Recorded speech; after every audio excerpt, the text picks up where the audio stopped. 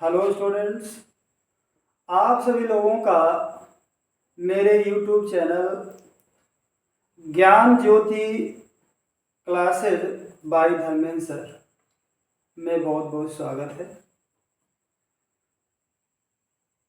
अपने पिछले वीडियो में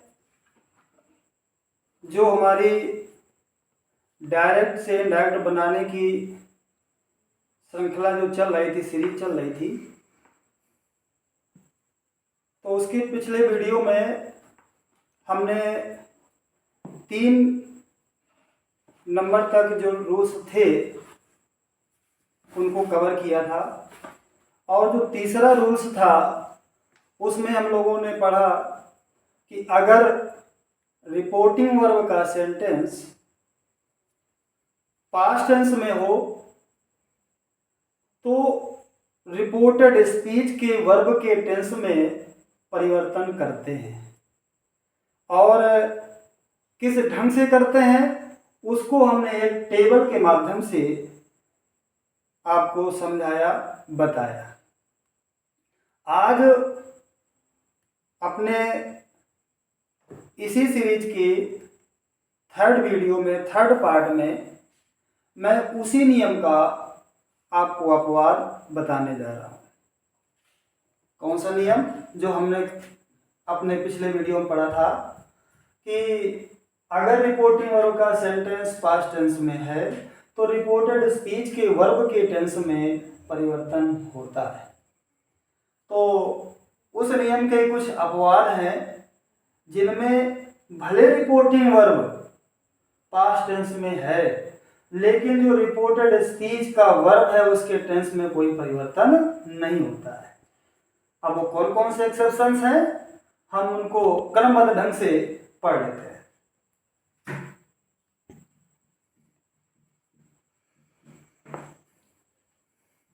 एक्सेप्शंस, इसको हिंदी में कहते हैं अपवाद। अपवाद क्या होता है?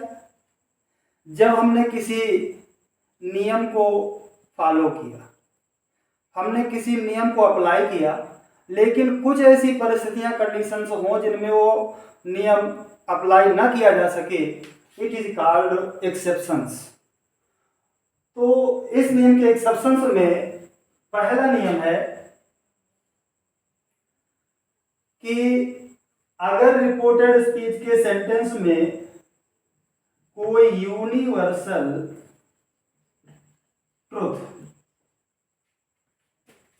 जिसको हिंदी में कहते हैं सार्वभौमिक सत्य, यूनिवर्सल ट्रुथ, सार्वभौमिक सत्य आया है, तो भले रिपोर्टिंग वर्ब हमारी पास्ट टेंस में है लेकिन जो रिपोर्टेड स्पीच का वर्ब है हमें उसके टेंस में कोई परिवर्तन नहीं करना है, जो कि उस नियम का अपवाद होगा। जो हमने नियम क्या पढ़ा कि अगर रिपोर्टिंग वर्ब पास्ट टेंस में है तो रिपोर्टेड स्पीच के वर्ब के टेंस में परिवर्तन करते हैं, लेकिन वहीं ये कह रहा है कि भले ही आपकी रिपोर्टिंग वर्ब पास्ट टेंस में है लेकिन अगर रिपोर्टेड स्पीच में कोई यूनिवर्सल ट्रुथ आया है, सार्वभौमिक सत्य आया है। सार्वभौमिक सत्य मतलब कोई ऐसी बात जो पहले से भी सत्य है, आज भी है और आगे भी रहेगी। एग्जाम्पल के माध्यम से हम इसको और अच्छे ढंग से समझते हैं।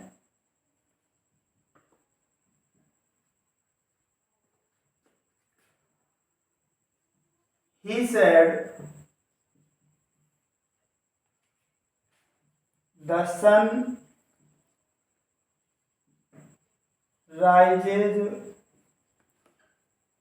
in the east and sets in the west.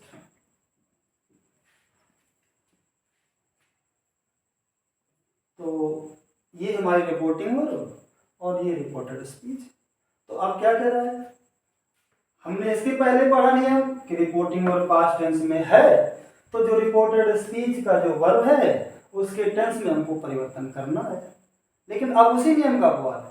कह रहा भले रिपोर्टिंग वर्ब पास्ट टेंस में है लेकिन हमें इसके वर्ब के टेंस में परिवर्तन नहीं करना है। कब नहीं करना है? जब रिपोर्टेड स्पीच के सेंटेंस में कोई यूनिवर्सल ट्रूथ आया हो, कोई ऐसा फैक्ट आया हो, कोई ऐसा तथ्य आया हो जो कल भी था सत्य, आज भी है और आगे भी रहेगा।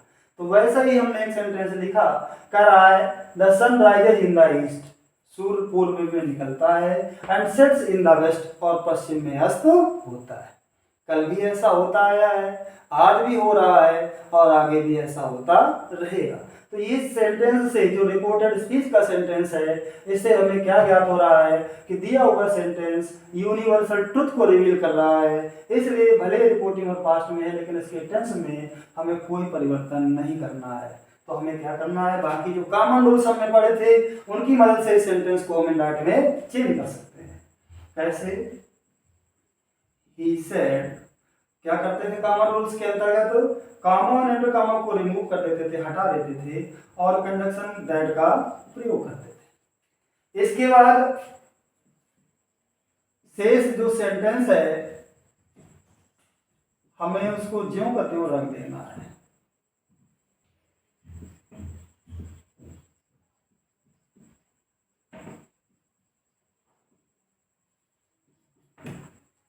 तो अब डियर स्टूडेंट्स, आप लोगों को समझ में आ गया होगा कि जो पहला हमने एक्सेप्शन बताया कि अगर रिपोर्टेड स्पीच के सेंटेंस में कोई यूनिवर्सल ट्रुथ है तो भले रिपोर्टिंग वर्ब पास्ट टेंस में है तो बना रहे, लेकिन रिपोर्टेड स्पीच का जो वर्ब है उसके टेंस में कोई परिवर्तन नहीं होता है, जैसा कि हमने इस सेंटेंस की मदद से समझा। अब नेक्स्ट अपवाद है, अगर कोई प्रिंसिपल क्या होता है? सिद्धांत।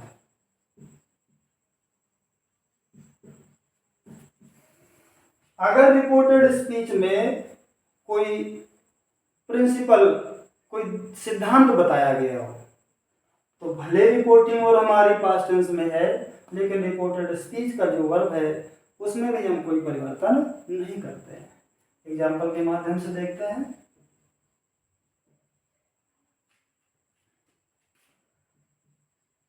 The teacher said,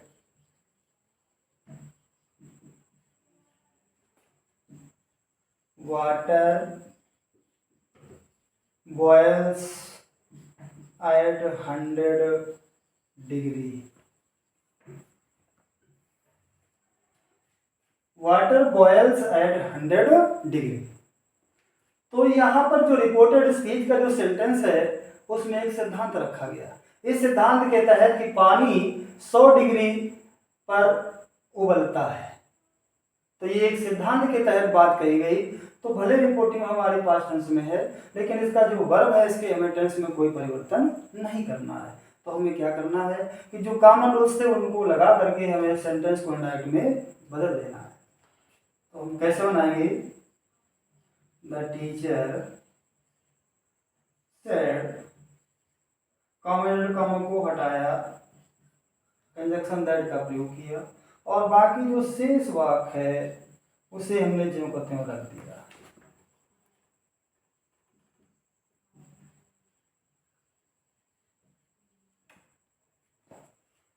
तो हमने अभी 2 एक्सेप्शन कवर किए। अब तीसरा क्या कह रहा है? अगर रिपोर्टेड स्पीच के सेंटेंस में कोई प्रोवर्ब या सेइंग, प्रोवर्ब मीन्स भी होता है कहावत, और सेइंग भी हो कहावत, तो हम इसको हिंदी में कह सकते हैं कहावत। तो क्या कर रहा है तीसरा एक्सेप्शन कि अगर रिपोर्टेड स्पीच में कोई कहावत कही गई हो तो भी हमें जो है रिपोर्टिंग वर्ब के पास्ट टेंस के होने के बावजूद भी उसमें रिपोर्टेड स्पीच में कोई परिवर्तन नहीं करना है। जैसे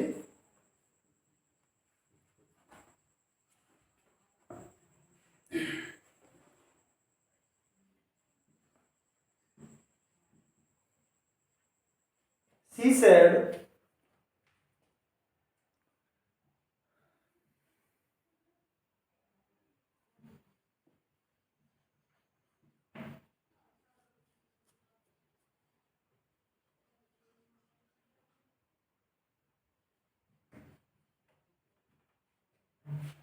she said barking dogs seldom bite. उसने कहा कि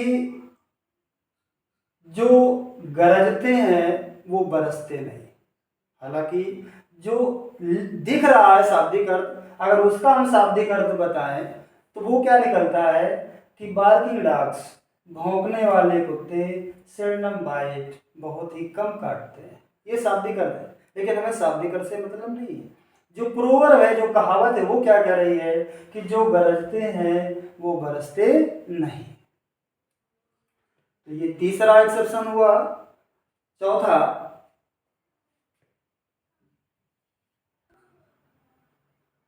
तो अब हमने जो है 3 एक्सेप्शन कवर किए। अब जो चौथा है वो क्या कह रहा है, habitual action in the past, अर्थात अतीत में भूतकाल की आदत संबंधी कोई कार्य, कोई घटना बताई गई है। तो भले रिपोर्टिंग और हमारी पास्ट टेंस में है, लेकिन रिपोर्टेड स्पीच का जो वर्ब है हमें उसके टेंस में कोई परिवर्तन नहीं करना है। जैसे एग्जाम्पल के माध्यम से और समझ के चलते हैं।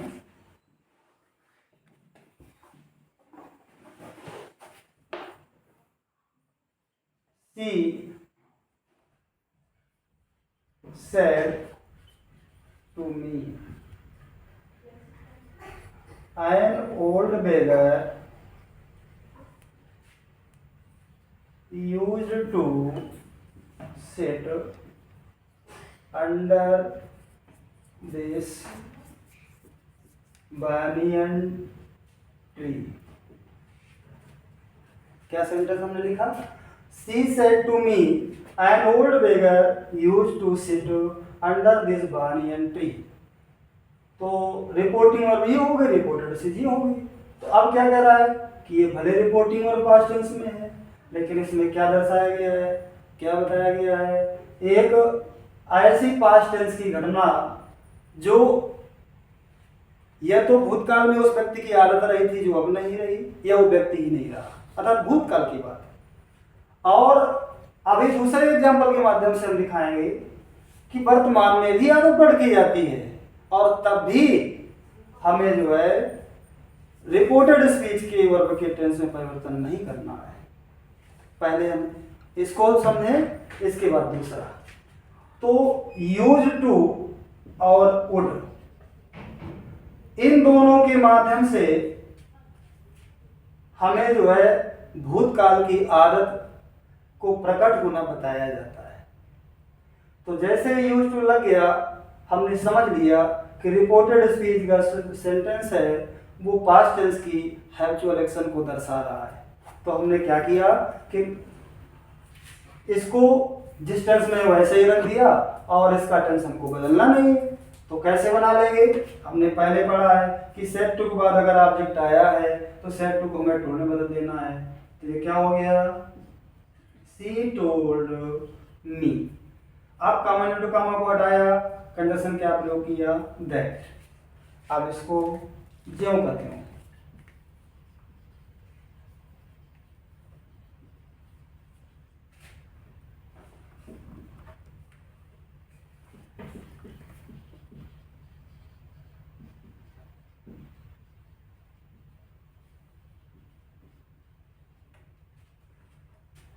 अब ये तो था पास्ट टेंस में habitual action.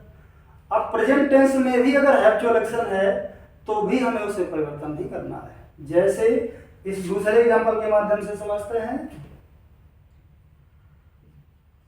The old man said,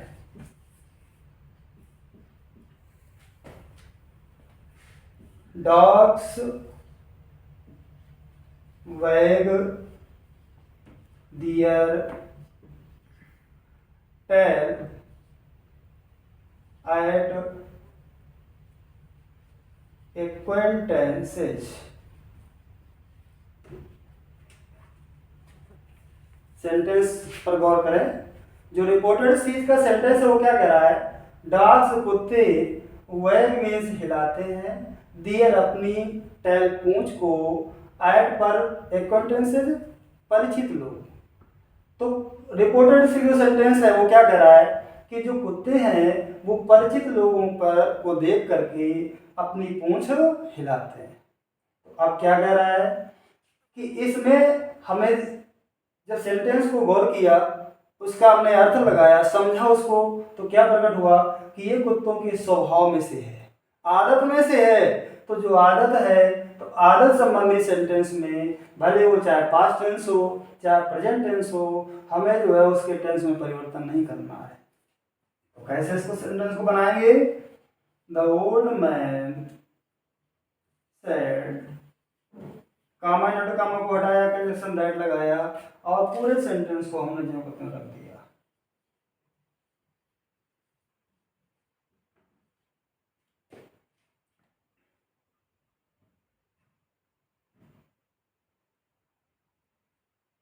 Wag tells at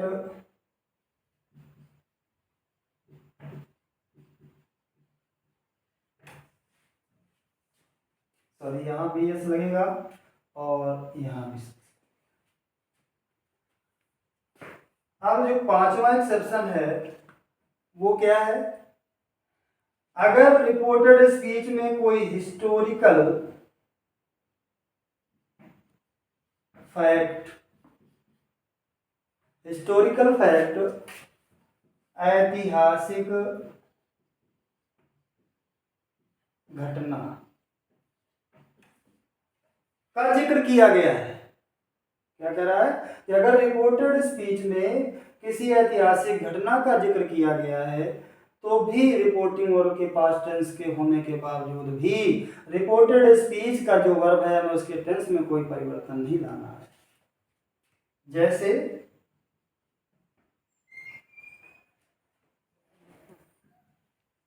my history teacher said the English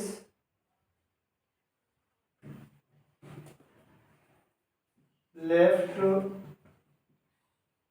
India in 1947। तो क्या हमने रखा? माई हिस्ट्री टीचर सेड, मेरे जो इतिहास शिक्षक हैं उन्होंने हमको बताया, उन्होंने हमको जानकारी दी, द इंग्लिश कि जो अंग्रेज थे लेफ्ट इंडिया इन 1947, उन्होंने भारत को 1947 में छोड़ दिया था। अर्थात अंग्रेजों ने भारत को 1947 में आजाद कर दिया था। तो ये जो सेंटेंस है हमें इस बात को बताता है, प्रूव करता है कि जो सेंटेंस है क्या है, इतिहास से बिलोंग करता है, हिस्ट्री से बिलोंग करता है। क्योंकि जो भी पूर्व में घटित हो गई घटनाएं वो सब क्या बन जाती हैं? हिस्ट्री बन जाती हैं, इतिहास बन जाती हैं। इसलिए इसमें हमें कोई परिवर्तन नहीं करना है। कैसे बनाएंगे? माई history teacher said, comma not comma को हटाना होता है, हटा दिया, कंजक्शन दैट का प्रयोग कर लिया और बाकी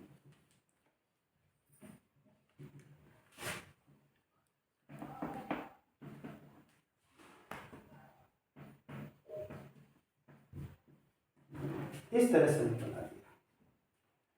तो ये था हमारा पांचवा अपवाद। अब इसके बाद नेक्स्ट अपवाद क्या है? हाँ, तो हमने जो है जो एक्सेप्शंस थे उनमें से हमने 5 एक्सेप्शंस 5 एक्सेप्शंस कवर किए। अब जो छठवां एक्सेप्शंस है वो क्या कह रहा है कि अगर रिपोर्टेड स्पीच में दो साइमल्टेनियस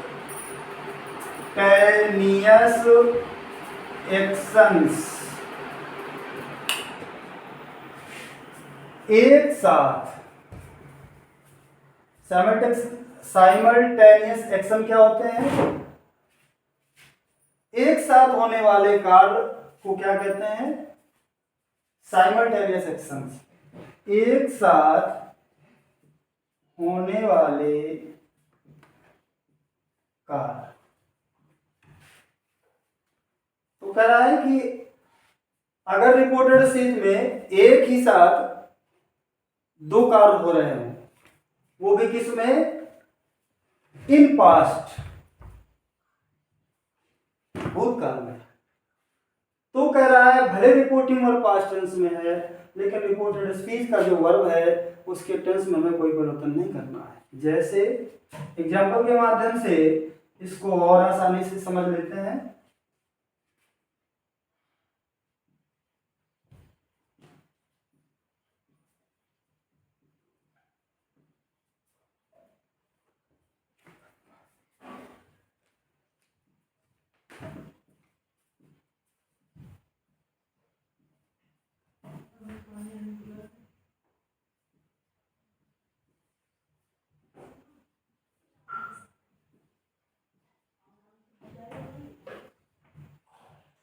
क्या सेंटेंस हमने लिखा?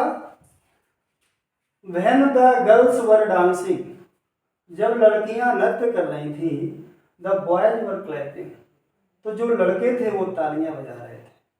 तो देखिए दोनों जो कार्य है वो भूतकाल में इस बात को दर्शा रहा है कि दोनों एक साथ चल रहे थे। जिस समय ये भी कार्य हो रहा था उसी समय ये भी कार्य हो रहा था। तो जब दोनों कार्य एक साथ हो रहे हैं तो भी हमें इनके टेंस में कोई परिवर्तन नहीं करना है। तो कैसे बनाएंगे? सेट टू के बाद ऑब्जेक्ट आया हुआ है, सेट टू को हमने क्या में चेंज किया? टोल्ड में। तो क्या हो गया? He told me, comma into कामा हटाया, कंडीशन क्या लगाया? दैट।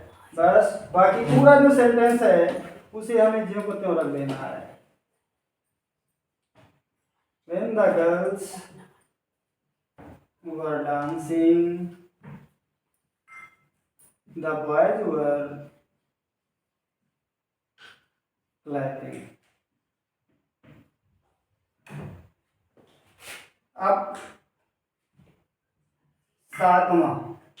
सातवां और लास्ट एक्सेप्शन क्या है? यदि रिपोर्टेड स्पीच के सेंटेंस में कोई लोकल ट्रुथ, क्या कर रहा है? कोई लोकल ट्रुथ, स्थानीय सत्य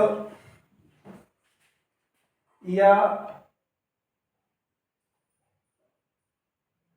तथ्य, लोकल ट्रुथ स्थानीय सत्य या तथ्य को बताया गया हो, तब भी हमें जो है रिपोर्टेड स्पीच का जो वर्ब है उसके टेंस में परिवर्तन नहीं करना है। जैसे द शॉपकीपर सेड,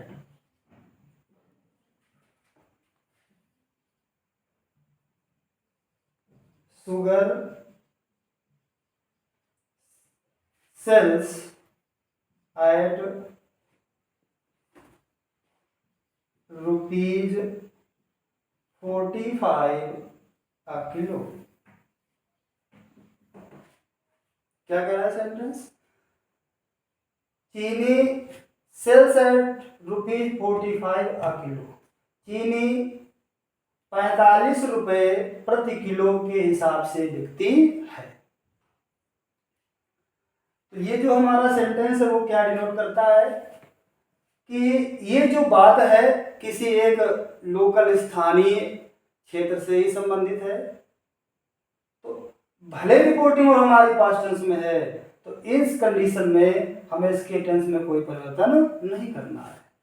तो हमें इसको कैसे बना देना है? The shopkeeper said, comma not comma को रिमूव कर दिया, कंजक्शन हमने प्रयोग किया और शेष जो सेंटेंस था उसको हमने ज्यों को त्यों रख दिया।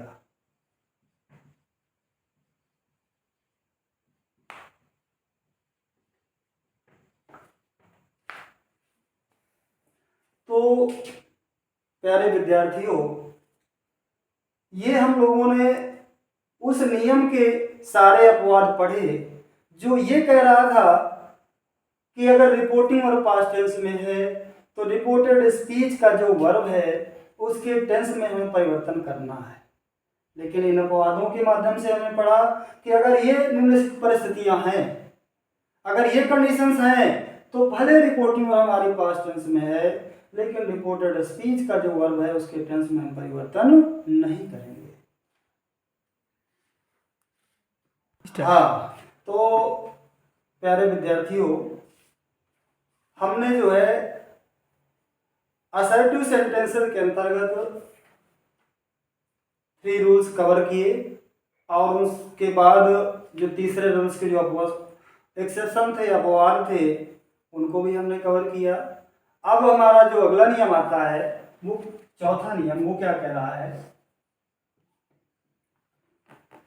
कि अगर रिपोर्टिंग वर्ब पास्ट टेंस में हो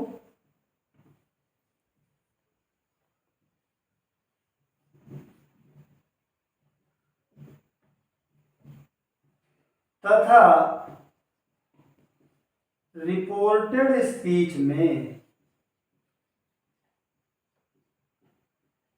कोई ऐसा शब्द आया हो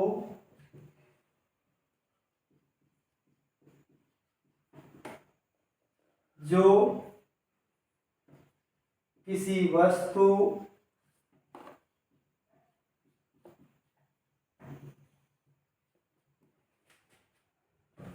स्थान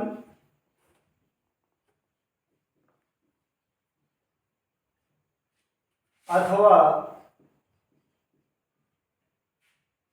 टाइम, समय की निकटता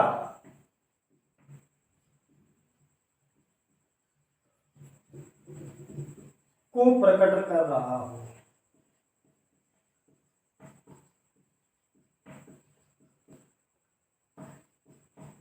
तो एक बार हमने जो लिखा उस पर सरसरी नजर से देख लेते हैं।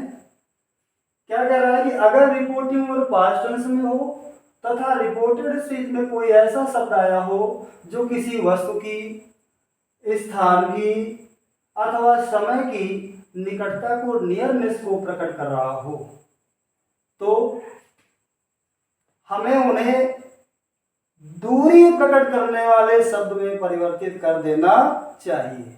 लेकिन कब हमको करना है? जब हमारी रिपोर्टिंग वर्ब पास्ट में हो। अगर रिपोर्टिंग हमारी प्रेजेंट में है, फ्यूचर में है, तो हमें फिर उन शब्दों में कोई परिवर्तन नहीं करना है। इस बात को विशेष ध्यान रखना है कि आप कंफ्यूजन में बने रहे कि सर ने बताया कि अगर जो है कोई ऐसा शब्द रिपोर्टेड स्पीच में आता है जो किसी वस्तु की, स्थान की या टाइम की नियरनेस को, निकटता को प्रकट कर रहा है, तो हमें उसे तुरंत दूरी प्रकट करने वाले शब्द में चेंज कर देना है। ऐसा नहीं है। तभी आप करेंगे ऐसा जब रिपोर्टिंग और हमारी पास्ट टेंस में होगी। अब जो मुख्य रूप से प्रयोग में आने वाले इस तरह के शब्द हैं जो किसी वस्तु, स्थान या समय की नियरनेस को, नजदीकी को प्रकट करते हैं, तो उनकी हम आपके सामने एक सूची लिख रहे हैं, एक टेबल बना रहे हैं और आपसे आशा करते हैं कि आप इस टेबल को बार बार रिवाइज करेंगे, पढ़ेंगे और उसको बाद लर्न करने के बाद जब आप आगे पढ़ेंगे तो आपको ये जो टेबल है आपके लिए बहुत हेल्पफुल साबित होगी। तो आइए हम जो है एक तरफ वो वर्ड से लिख लेते हैं जो नियरनेस प्रकट कर रहे हैं और एक तरफ परिवर्तन लिख लेते हैं जिसमें हमें उनको बदलना है। तो इस तरह लिख देंगे words showing nearness of time, place और थिंग। और इस तरह हम लिख लेंगे चेंजमेंट।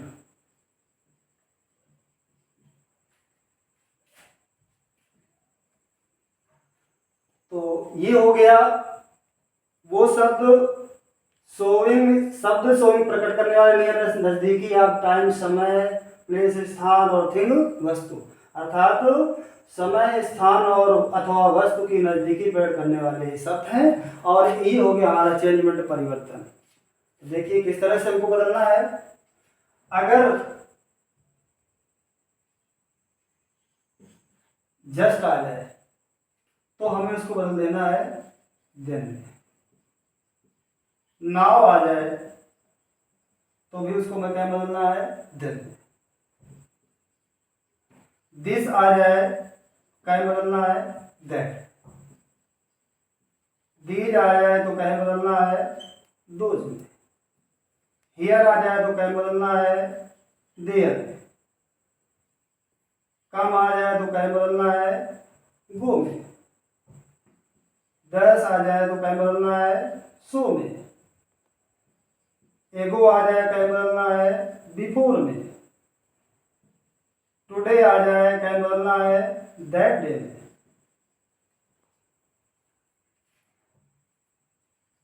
यस्टरडे आ जाए तो क्या बदलना है हमको द प्रीवियस डे, या डे बिफोर में भी चेंज कर सकते हैं, या इसी को हम लोग डे बिफोर में भी चेंज कर सकते हैं। अब इसके बाद अगर टुमारो आ जाए तो इसको बदलेंगे द नेक्स्ट डे, या इसी को हम बदल सकते हैं द फॉलोइंग डे।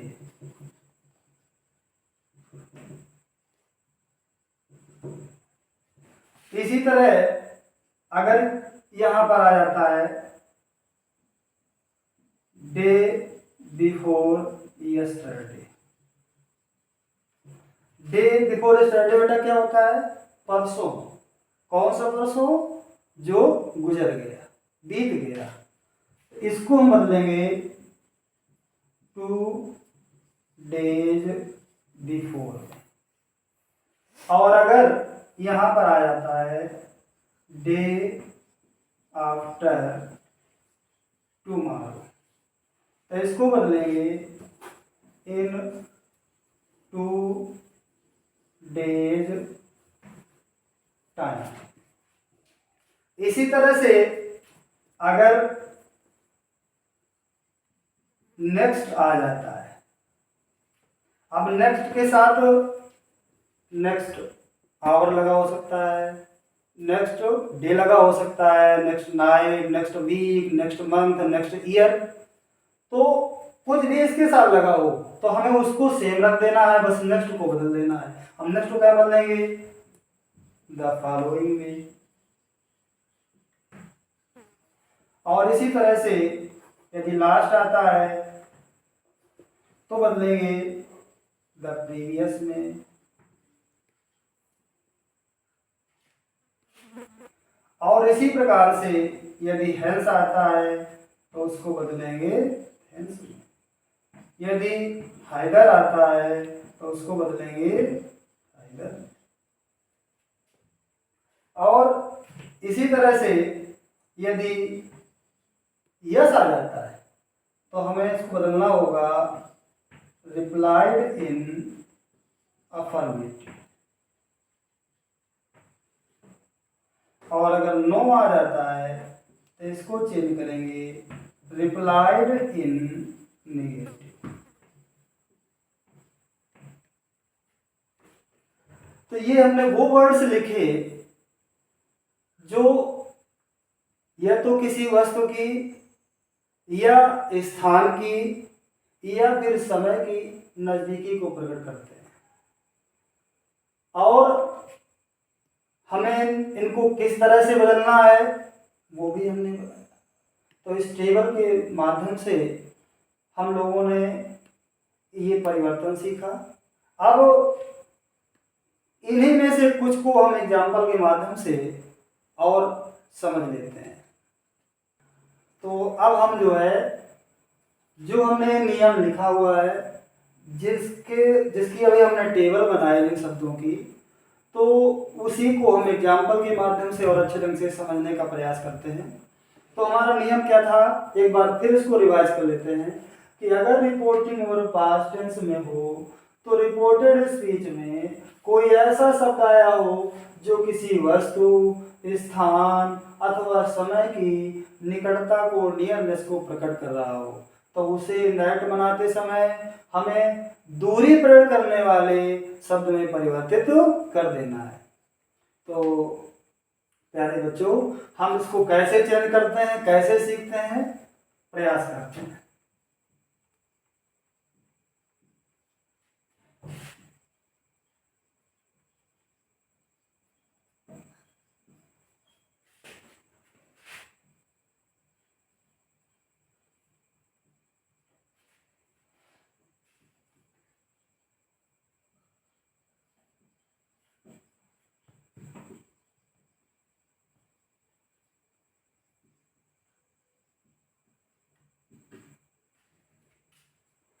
क्या सेंटेंस हमने रखा, Gopal said to Mohan the school will be close today. अब देखते हैं सेंटेंस को। ये हमारा रिपोर्टिंग वर्ब का सेंटेंस है, ये रिपोर्टेड स्पीच का सेंटेंस है। तो अब क्या कह रहा है, अगर रिपोर्टिंग वर्ब के सेंटेंस में सेड टू के बाद कोई ऑब्जेक्ट आया है तो पहले सेड टू को कहीं बदल लेना होगा, टोल्ड में, क्योंकि जो दिया हुआ रिपोर्टेड सेंटेंस है वो कैसा है, असर्टिव है। पहले कर्ता बाद में क्रिया, यही तो हमने पहचान बताई थी असर्टिव की। तो कैसे करना है, गोपाल सेड टू का बदला टोल्ड मोहन। अब कामा नोट कामा को हटाया, कंजक्शन क्या प्रयोग किया, दैट। अब पहला नियम ने और आगे इसके पहले क्या पढ़ा कि अगर ये पास्ट टेंस में है तो रिपोर्टेड स्पीच का जो वर्ब है उसके टेंस में परिवर्तन करते हैं। अगर उन अपवादों में से, उन कंडीशंस में कोई है तो हमें इसको परिवर्तन नहीं करना है, और अगर उनको छोड़ करके अन्य कोई स्थिति है तो हमें उसको बदलना है। तो उन परिस्थितियों में से जो हमने ऊपर एक्सेप्शन के रूप में पढ़ी है, अपवाद के रूप में पढ़ी है, उनमें से कोई भी स्थिति इस सेंटेंस में लागू नहीं हो रही है। परिणाम स्वरूप ये जो वर्ब है इसके टेंस में हमको परिवर्तन करना है। कैसे करेंगे, द स्कूल। अब क्या होता था कि विल को हम लोग क्या बदलते थे, वुड में, तो हमने विल का कर दिया वुड। अब इसके साथ जो अन्य वर्ब लगी उसको हमने वैसे ही रख दिया, क्लोज्ड। अब टुडे, आज, तो क्या शो कर रहा है, नियरनेस ऑफ टाइम। टुडे जो वर्ड है ये बता रहा है समय की नजदीकी को, निकटता को। तो हमें जो है, चूंकि रिपोर्टिंग और पास्ट टेंस में है, इसलिए इसकी टेंस जो टुडे है इसकी जो नियरनेस है इसको हमें ऐसे वर्ड में बदल देना है कि दूरी दिखाने लगे। तो जैसे ही हमने सूची में बताया है कि टुडे आ जाए तो हमें क्या चेंज करना है, दैट डे। और जैसे दैट डे का चेंज कर देंगे तो दैट डे का मतलब हो गया उस दिन, उस दिन दूर हो गया। तो ऐसे हमको चेंज कर देना है। तो टुडे को हमने क्या में चेंज कर दिया, दैट डे। एक और एग्जांपल के माध्यम से समझते हैं।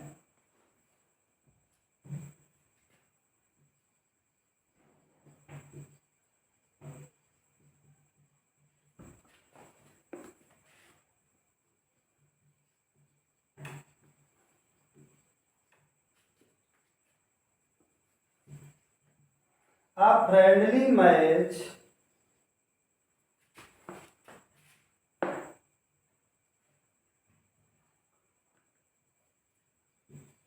will be played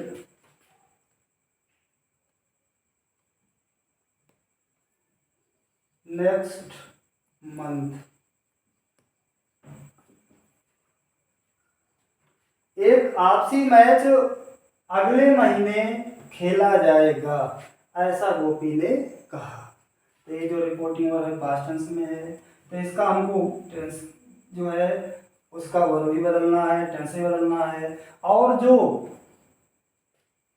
नियरनेस आप क्या शो कर रहा है, नेक्स्ट मंथ, ड्यूरेशन को, टाइम को, तो इसमें भी हमको परिवर्तन करना है। तो कैसे बदलेंगे, गोपी। सेड टू बाद ऑब्जेक्ट आया नहीं है तो सेड को हमने सेड ही रखा। कॉमन टू कॉमा हटाया, कंजंक्शन दैट का प्रयोग किया। और जो शेष भाग है उसमें भी जो उचित परिवर्तन होगा उसको करते जाएंगे।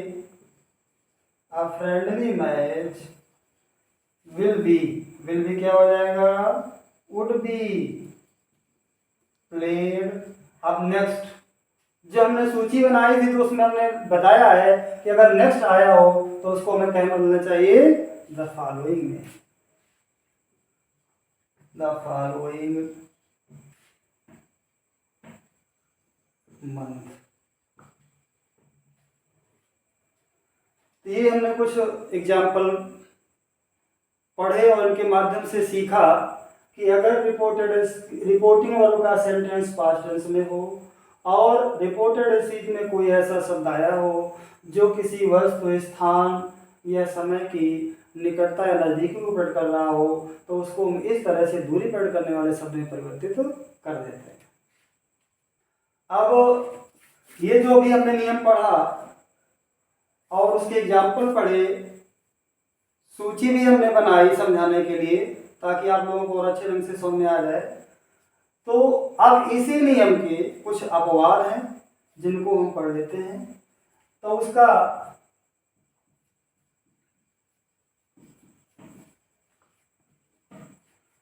पहला अपवाद है कि अगर रिपोर्टेड स्पीच के सेंटेंस में दिस, हियर, नाउ या टुडे, क्या क्या लिखा हमने, दिस, हियर, नाउ या टुडे, किसी ऐसे वस्तु, स्थान अथवा समय की ओर संकेत कर रहे हों। गौर करना बेटा, ये जो है एक्सेप्शन है, अपवाद है। जो अपवाद मतलब ये वो नियम है, वो शर्त है जो इस नियम के अनुसार उसको अप्लाई नहीं किया जा सकता है। तो क्या कह रहा है कि अगर दिस, हियर, नाउ और टुडे किसी ऐसी वस्तु, स्थान या समय की ओर संकेत कर रहे हो जो कहते समय स्पीकर के अर्थात वक्ता के सामने हो, ठीक उसके समक्ष हो, तो भले रिपोर्टिंग और हमारी पास्ट टेंस में है लेकिन इन शब्दों में हमें कोई परिवर्तन नहीं करना है। अभी हमने ऊपर पढ़ा कि अगर रिपोर्टिंग और पास्ट टेंस में है तो दिस आए तो दैट कर देना है, हियर आए तो देयर कर देना है, और नाउ आए तो देन कर देना है, और टुडे आए तो दैट कर देना है। लेकिन शर्त हमारी क्या कह रही है, अपवाद क्या कह रहा है कि अगर दिस, हियर, नाउ और टुडे किसी ऐसी वस्तु, स्थान या समय की ओर संकेत कर रहे हो जो कहते समय वक्ता के समक्ष हो, सामने हो, तो हमें इनमें कोई परिवर्तन नहीं करना है बल्कि इनको ज्यों का त्यों रख देना है। जैसे हम एग्जाम्पल के माध्यम से और समझते हैं अच्छे ढंग से।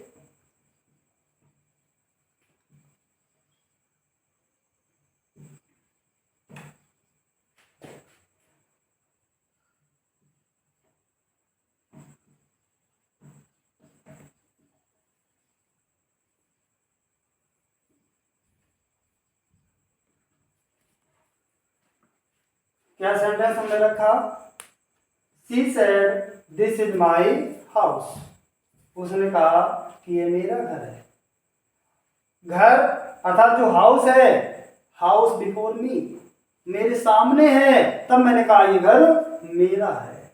तो ऐसी स्थिति में जब वो चीज स्पीकर की वक्ता के सामने है तो भले रिपोर्टिंग और पास्ट टेंस में है लेकिन इसके हम जो निकटता सूचक जो शब्द है उसमें हम कोई परिवर्तन नहीं करेंगे।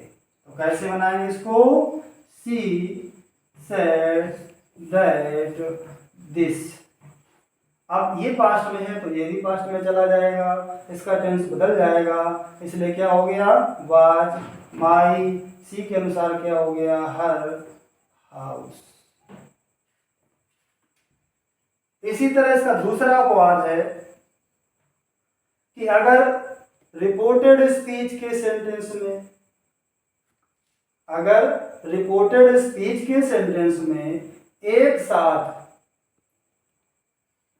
जस्ट और नाउ प्रयोग किए गए हो। कहने का मतलब ये कि रिपोर्टिंग और पास्ट टेंस में है। और रिपोर्टेड स्पीच में एक ही साथ जस्ट और नाउ दोनों आए हुए हैं, तो फिर हमने टेबल में पढ़ा, सूची में पढ़ा कि जस्ट आए तो दिन में बदल देना है और नाउ आ जाए तो दिन में बदल देना है। लेकिन अगर दोनों एक साथ आ जाएं तो हमें दोनों को ना बदल करके केवल एक बार इनको कहीं बदल देना है दिन में। ऐसा नहीं करेंगे कि ये भी दिन हो गया, ये भी दिन हो गया और दिन दिन दिन, इस तरह से नहीं करना है। बल्कि क्या करना है, जस्ट और नाउ दोनों की जगह केवल हमको सिंगल दिन का प्रयोग करना है। एग्जाम्पल के माध्यम से और समझने का प्रयास करते हैं।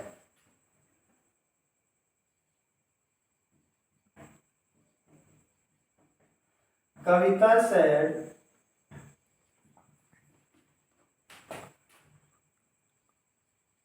she has returned from Bareilly just now. She has returned from Bareilly just now. तो अब हम जो रिपोर्टेड स्पीच का सेंटेंस है उसको देख रहे हैं कि दोनों जस्ट और नाउ एक साथ आए हुए हैं। और हमारा जो एक्सेप्शन है वो क्या कह रहा है कि अगर दोनों एक साथ आए हैं तो हमें दोनों को अलग अलग ना बदल करके दोनों को लिए किसका प्रयोग करना है, दिन का, अर्थात दोनों को दिन में चेंज कर देना है। किस तरह से चेंज करेंगे, कविता सेड, कॉमा इनटू कॉमा हटाया, कंजंक्शन क्या प्रयोग किया, दैट। सी, अब चूंकि ये पास्ट में है तो इसका टेंस बदलना है। हैज क्या हो गया, हैड, अर्थात had plus third form present perfect. और ये पास्ट टेंस में है रिपोर्टिंग, और तो यहाँ पर अगर प्रेजेंट परफेक्ट आता है तो उसको क्या बोलते हैं, पास्ट परफेक्ट में। तो हमने यहाँ पर किया हैड, फिर क्या हो गया, returned from Bareilly just now, दोनों को क्या बदल देना है, दिन। तो डियर स्टूडेंट्स, आज के इस वीडियो में हम लोगों ने इतने ही नियमों को कवर किया है। अब इसके आगे की जो सीरीज है असर्टिव सेंटेंसेस के अंतर्गत वो हम नेक्स्ट वीडियो में कवर करेंगे।